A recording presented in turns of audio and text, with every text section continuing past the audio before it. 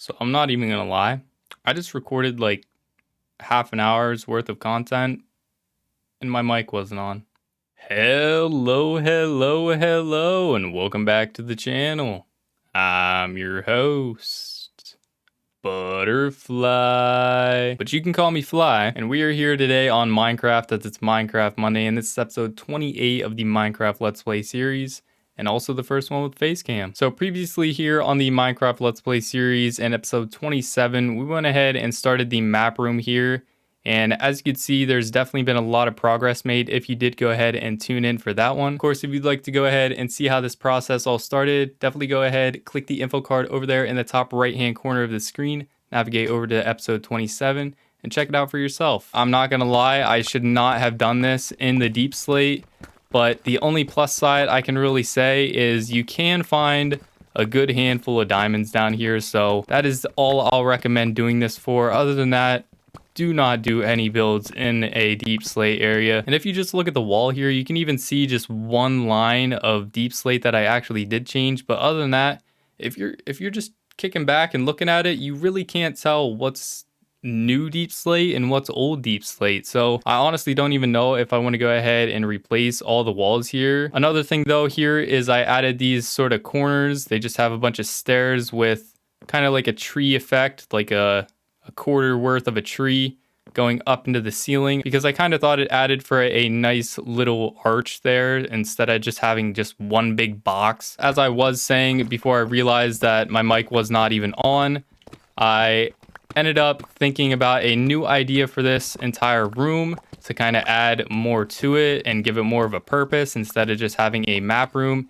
and a room for our beacons. The build that I wanted to go ahead and add to this entire place is here on the walls. I think it'd be nice to go ahead and add an aquarium. I still have an axolotl just chilling in a bucket inside the chest up there, and that's kind of cruel, I'm not gonna lie. So I thought about maybe going ahead and trying to find more axolotls to just add one big aquarium to span across the wall here to kind of fill the dead space in the wall, and then also build another one over there. So to go ahead and mention as well, I even have a Unbreaking 3 Efficiency 4 diamond pickaxe now. I spent a lot of diamonds. I honestly think maybe we have 3 more, or this diamond pickaxe might be my last set of diamonds, because we did find about 12 in episode 27, and I've found about maybe 4 or 5 off camera here while working on this. But other than that, I've been working so hard with these diamond pickaxes that I'm just burning right through them. And I genuinely am so glad that we finally have an Unbreaking 3 and an Efficiency 4, because I mean, it's just banging this out. It is so much faster than an iron pickaxe or even just a standard diamond pickaxe. I'd also like to go ahead and mention there, with MW2's beta coming out soon here on the Xbox, I'm genuinely looking forward to it. Like, for the first time in a hot minute, I'm actually looking forward to going ahead and playing a Call of Duty for once. And I'm not gonna lie, like, I honestly have not felt this excited about a Call of Duty since World War II. There was a lot of futuristic Call of Duties, and in the moment, I honestly didn't like them, but looking back on them, they really weren't all that bad. But really in the moment, I did not like all the futuristic Call of Duties. So whenever World War II came out, I was so hyped. I pre-ordered it the day that they announced anything about it, 5 months ahead of time, maybe 6, I have no clues. Like, really far ahead of time. I went ahead and pre-ordered that thing because I was that excited for it. And in all honesty, I was not disappointed. Sledgehammer actually like did a solid job. They did a great job on the campaign. Really loved that campaign. The multiplayer, it was there. Like, I really loved that little boot camp area. Pretty sure that was what it was called. Oh, but I'm talking about that area where we could actually hang out. It was almost like Destiny in a way, and that was kind of cool. It'd be nice to go ahead and see some stuff like that, maybe in a future Call of Duty once more. Just everything about that Call of Duty was great, except for maybe the zombies. I honestly didn't really like the zombies experience on that game, but it still wasn't that bad. Like, literally everything about that game was fairly decent, and I know a lot of people might not agree with that point, but everybody has their own favorite game, and in all honesty, within a long time, that's got to be my favorite Call of Duty. Prior to that, I'd have to say the last Call of Duty I actually liked all around was Black Ops 2. I liked the zombies, I loved the campaign, I loved the multiplayer. Just everything about that game, much similar to World War II, was just outstanding. So I'm honestly excited for MW2. I'm excited to get my hands on this beta and finally play it, even though a lot of people have been not really leaving too much good feedback about the game. So in all honesty, with it being that we're gonna have it for 2 years, I just gotta say, I really hope that it's gonna be a good one. I honestly think this diamond pickaxe might be able to go ahead and get through the rest of this here. I've been saying that I haven't had too much fun with this just because it's in deep slate and it's just such a pain to mine through. But the caves down here actually are helping out a fair bit. You know, every time I play Minecraft, I oftentimes think about Castle Miner Z. I miss that game. That game was fun. I don't know what ever happened to that game. Being able to play with your avatar, something that you customized. Like, they had actual guns in there, and it was so cool. I genuinely don't know what they did with it. I mean, we don't really use avatars anymore here on the next gen console, but I really wish that it was still a thing. I never even really knew what the exact point of it was. I would just always realize that you could run so far and get to like dragons, and eventually they added aliens and stuff into the game, and it was all around just such a cool game. I mean, it was super freaky. It literally scared the daylights out of me, but it was beyond fun. You see, I'm gonna pull this wall down here. I'm building onto this wall here, and I already know that by the time I'm done with this and I go to try and like redo the wall, I'm not gonna know what I already did and what I didn't do. I really don't need all these blocks, but I've gotten to the point that I literally have a whole double chest full, and now we're just adding on to it, so I might as well keep doing it.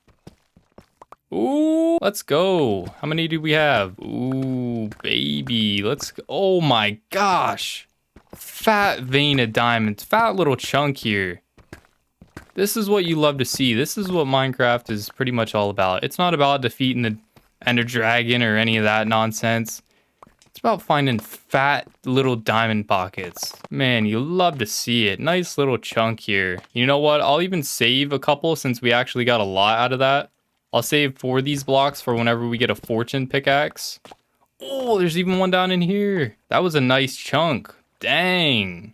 Whoops. Man, finding diamonds like that, it's just so motivational. It just makes you want to keep on going. That's what it's all about. Whenever you're mining in a cave, say you still strip mine, much similar to me. I mean, I never knock it, but if you're still a strip miner, that's how you know. Never stop. Eventually, you'll come after some diamonds. You could honestly stop at 1 block and you don't even know. Behind that 1 block that you didn't mine, there could be some diamonds back there. Just like Dory said, keep swimming. I thought that they changed the whole trader. I thought they changed that guy so he didn't spawn down underground. I thought he was only supposed to spawn above ground. For some odd reason, I'm still having him spawn down here. There's just llamas chilling down here. I mean, I get that I've been chilling down here for quite a while. I mean, maybe it makes a slight bit of sense because he always just needs to be right there by your side to be like, hey, I got some trades. You know, I'm being a hater on the trader, but I mean, the guy really is just trying to make a buck, and it's not like he's ever in your way. It's just his llamas are in your way, so you just got to keep them things on a leash a little bit harder, and we'll be cool. We'll be cool. We started with probably, I think, like a fairly fresh pickaxe. I think maybe I mined no more than like 10 blocks whenever we started this bottom half, and it's just trucking through it. I mean, we have about half health, I want to say. It's really doing its job. You know, a llama spat on me once. Those things are relentless. Not in real life, I mean in the game. Honestly, imagine getting spit on by a llama in real life. I couldn't even imagine it. I don't even think I've ever even seen a llama do that in real life. They've had llamas in petting zoos and all kinds of stuff, and I don't think I can recall a single time that a llama has ever done that in real life that I know about. Here's what I found from Trip Savvy Com.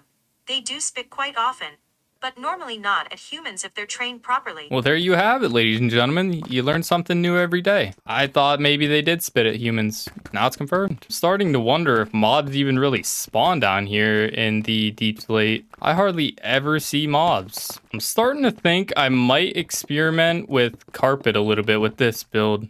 Oh, I thought it was gonna fall. I kind of want to start incorporating more blocks into my builds. I kind of just always do this thing where I find one block that I really like and I kind of just roll with it. So I honestly want to start kind of incorporating some other blocks here into builds. Maybe venture out a little more and get some other different blocks to kind of experiment with here. All right, there we go. We have one side of the floor finally squared away.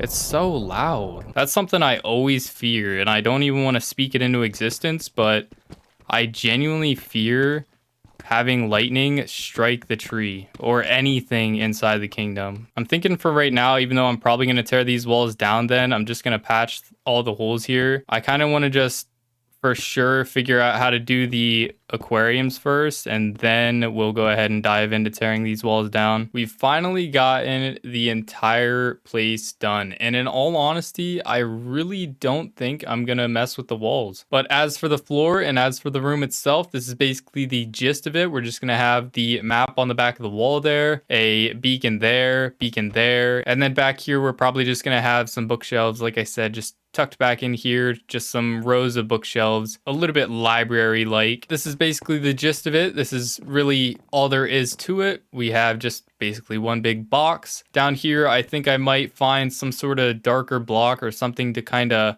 complement the deep slate to sort of line the outside of this dark oak wood.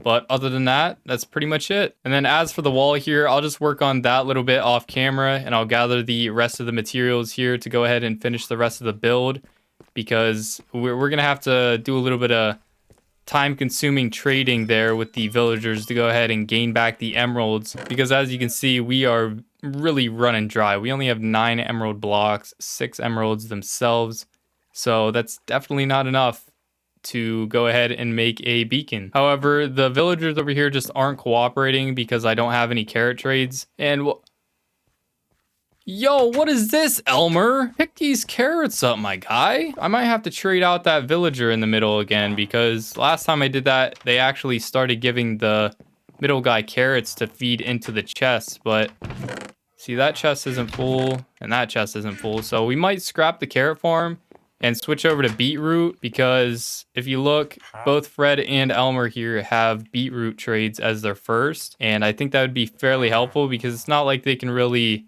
do any other trades here. So that's it for today's video, and with that, peace out, Monarch Militia, and as always, spread love, radiate positivity, and try to smile. See ya.